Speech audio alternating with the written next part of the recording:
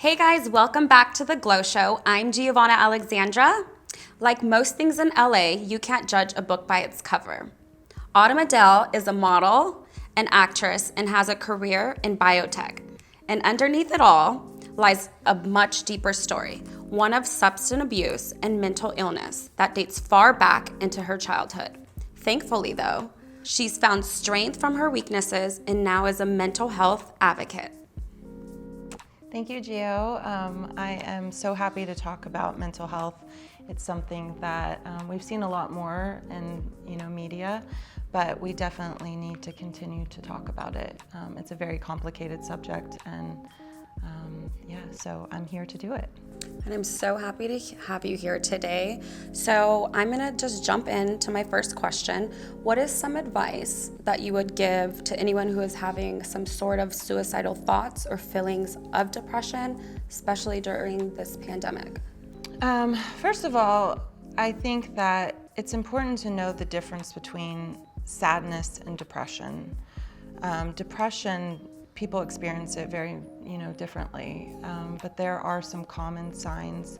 It's withdrawal, it's long periods of sadness, not just a few days. It's actually, they say, a 2-week period or more of sadness. Loss of appetite, weight loss, agitation, things that you wouldn't necessarily think. Someone that's sort of, feeling aggressive, having a short attention span, speaking slowly, feeling worthless, and then of course you mentioned thoughts of suicide. So that's when you know that you really are experiencing a mental health issue. And I first would say reach out to a support system. First, maybe your friends, your family, people that you feel comfortable with. Even myself, I've dealt with mental health issues throughout my life, family history of it. It's still uncomfortable for me, or it was, to talk to a doctor about it.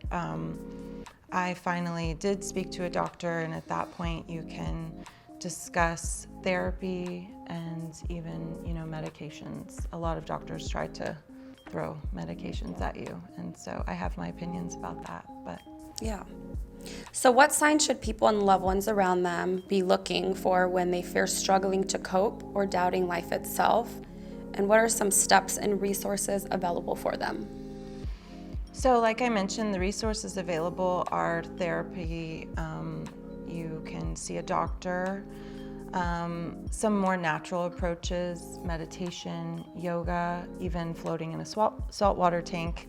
I've done that. Saltwater. Yeah. Wow. Yeah, it's supposed to create this calming effect, and it does, but it's not a lasting effect. At least it wasn't for me. I definitely think if you're having a stressful day, it's something that you could check out. Then there are some extreme measures that, after suffering for many years and taking depression medication, ketamine, and I know, yes, you just heard me, ketamine. And we'll get into yeah, that. It's, I know it's a touchy subject, but I have a lot to talk about it and a lot to say, and hopefully I can change your mind, because I did some research and it definitely changed my mind. Yeah. And it seems in the past several years, the discussion around sexual abuse, like the Me Too movement and mental health, it's new. It's being vocalized now. How has this helped you within your journey, as well as reaching out to others? That is an interesting subject and a great question.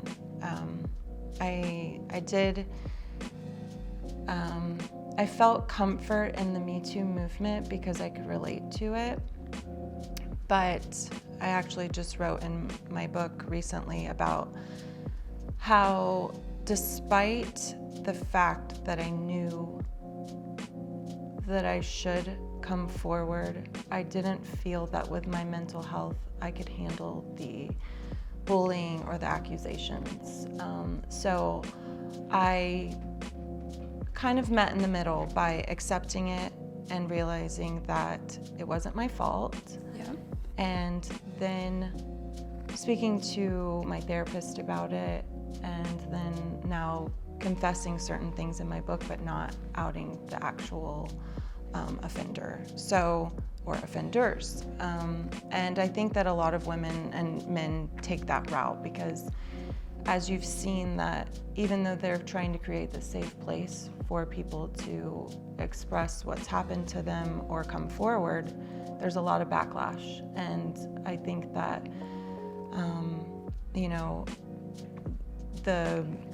there's a lot of people that have not been able to find the kind of comfort that they needed after reporting someone, and it's led to suicide.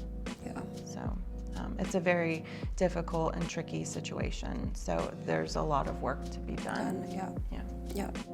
So as most illnesses, medication seems to be heavily taunted as the only effective form of treatment.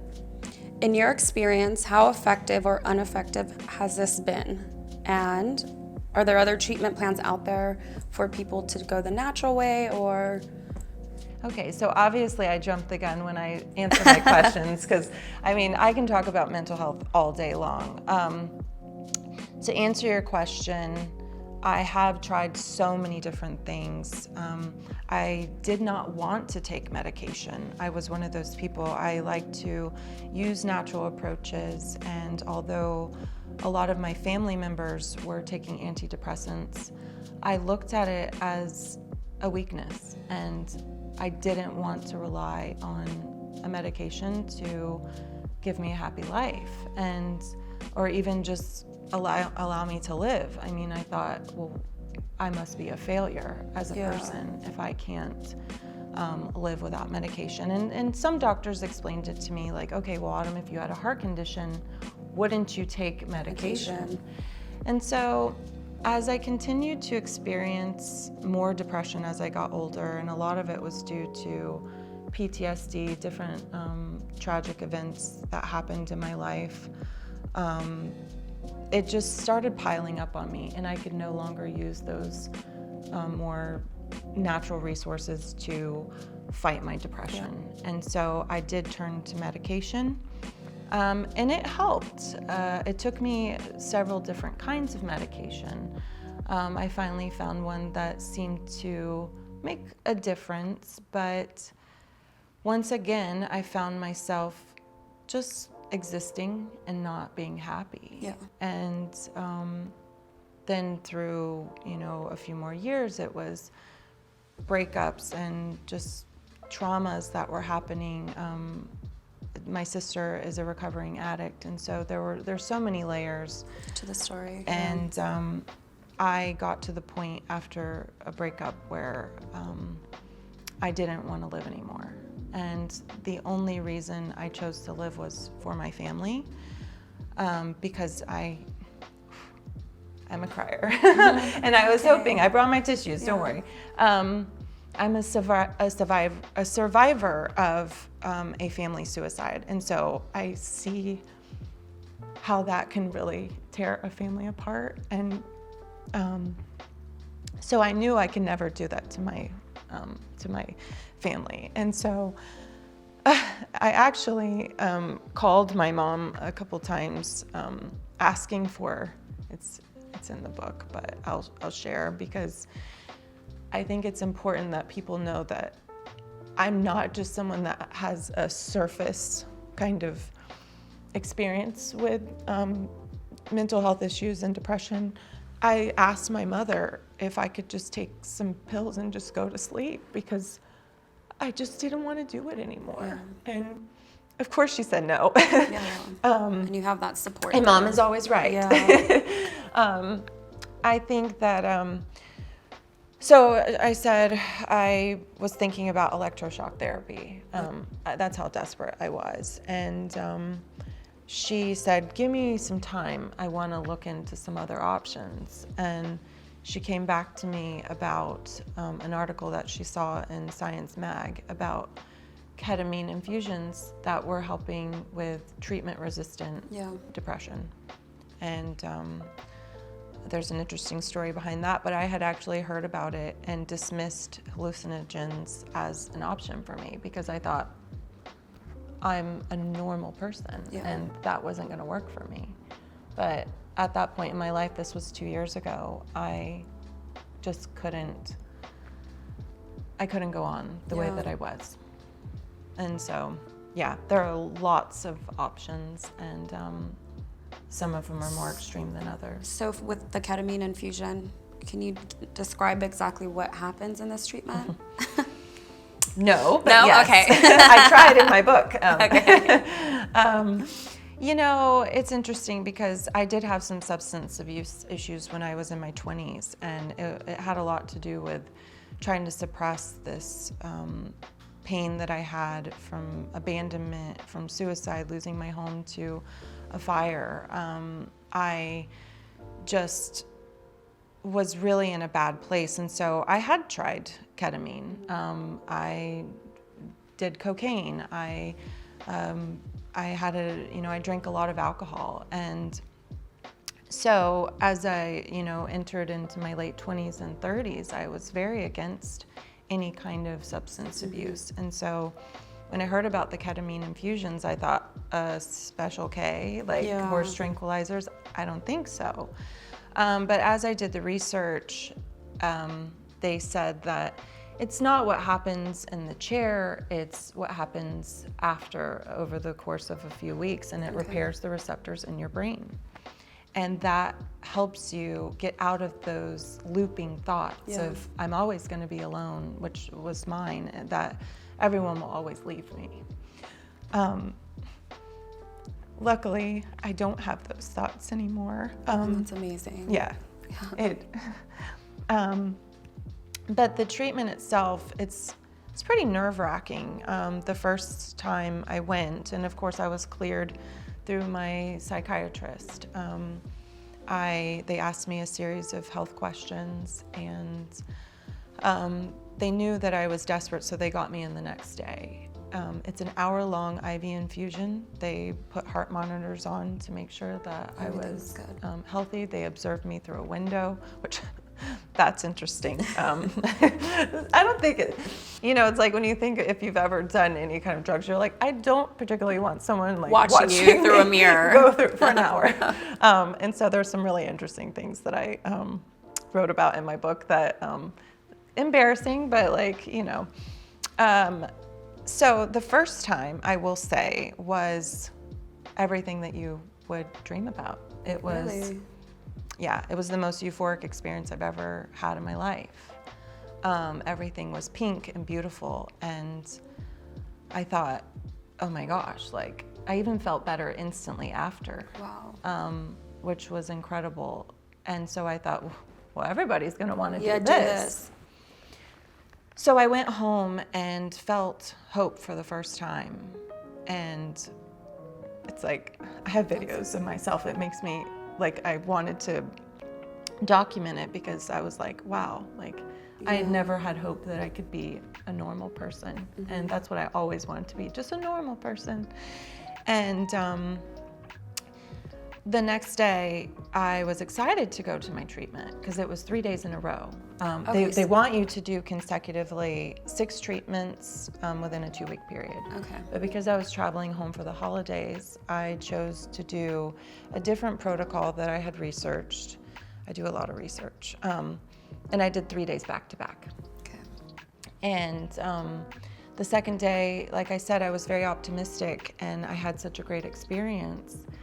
I had only tried recreationally ketamine one time, and it was actually a bad experience. Someone just at a party decided to skin pop me on their own. So I didn't have a good relationship with this and was pretty naive to what most experiences were. So being that my first one that I could remember was very, beautiful and euphoric, I went to the second one with the same idea, and it was not.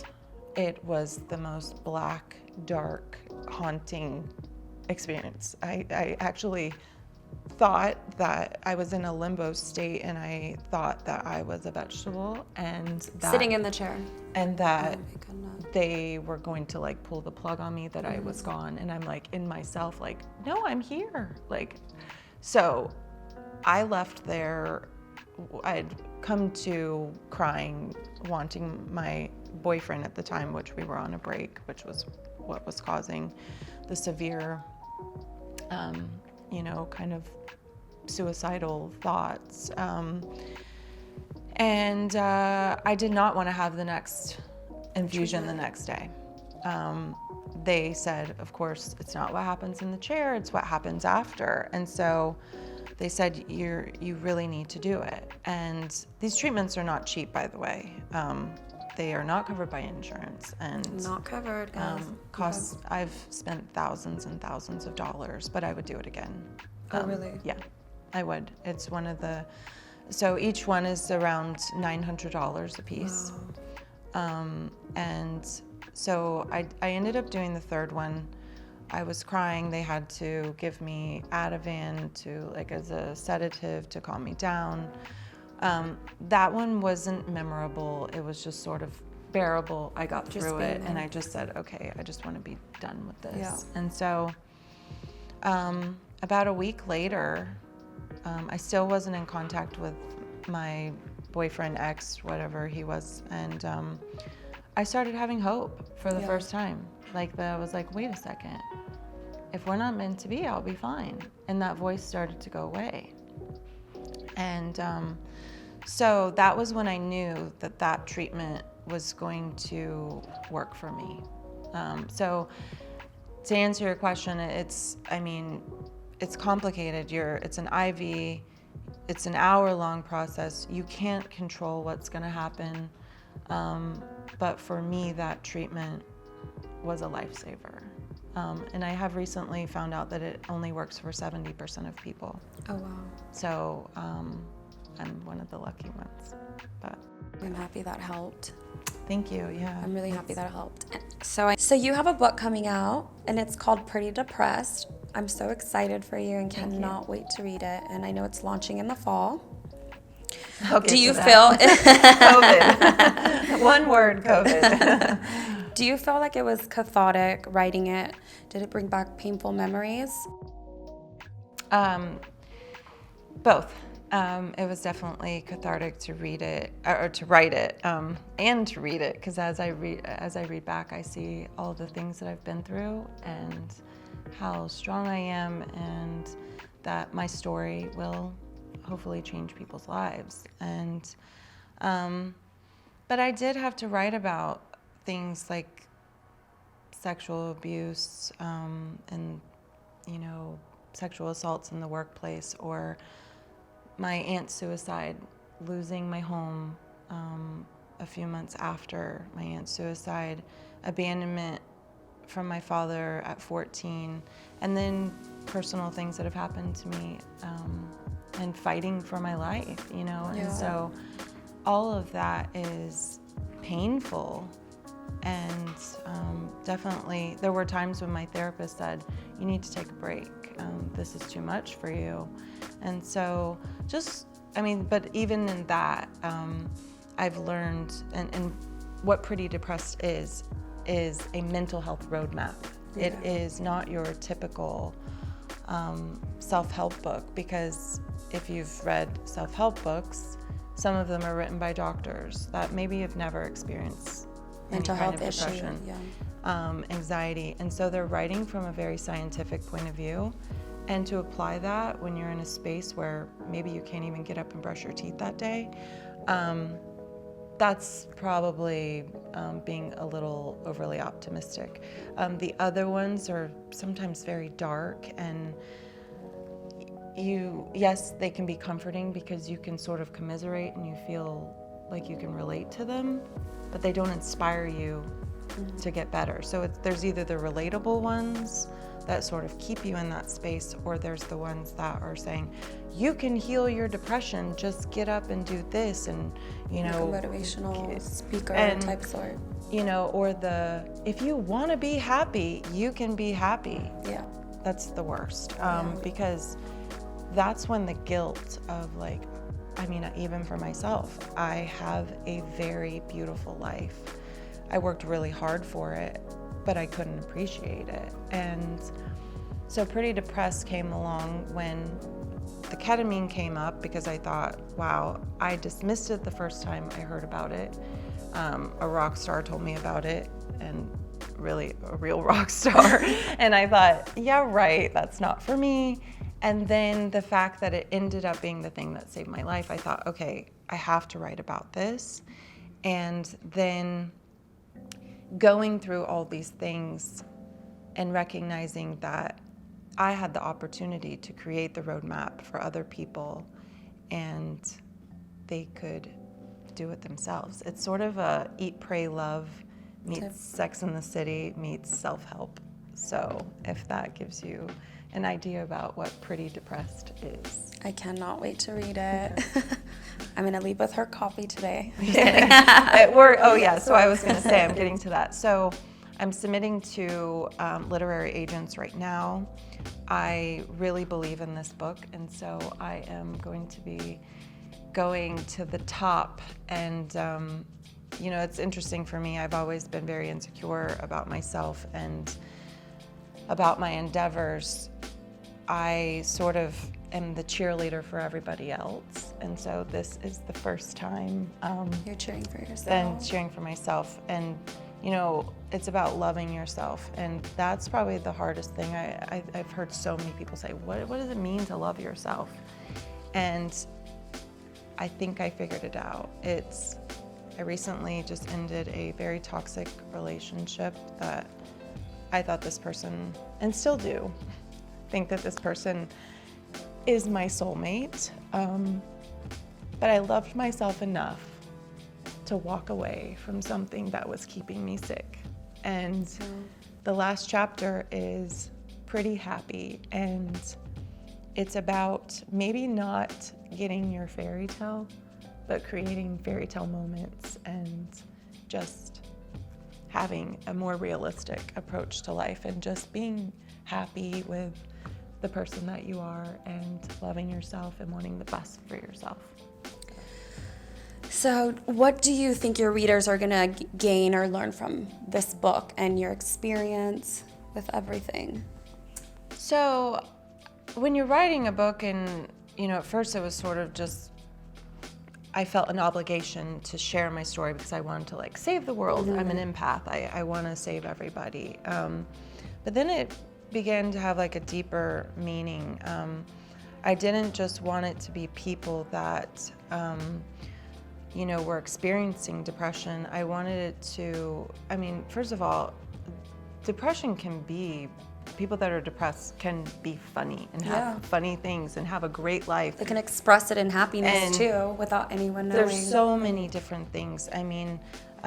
So I want people to feel that they can share it, that there was a time as I got healthier, because this is the first time that I have been healthy and going through a breakup. And I actually failed myself by thinking, well, I'm not allowed to fall apart.